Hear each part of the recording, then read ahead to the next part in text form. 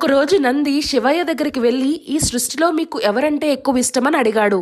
అప్పుడు శివుడు మెల్లగా నవ్వుతూ, నువ్వు నిత్యం నాతోనే ఉంటావు కాబట్టి ఎవరంటే నాకు ఎక్కువ ఇష్టం అనేది నువ్వే చెప్పు అని అన్నాడు. అప్పుడు నంది బాగా ఆలోచించి, మీలో సగ భాగాన్ని ఇచ్చారు కాబట్టి పార్వతీదేవి అంటే మీకు ఎక్కువ ఇష్టమని చెప్పాడు. కానీ శివుడు కాదన్నాడు. ప్రథమ పూజ్యాన్ని వినాయకుడికి ఇచ్చారు కాబట్టి వినాయకుడంటే ఎక్కువ ఇష్టమని చెప్పాడు.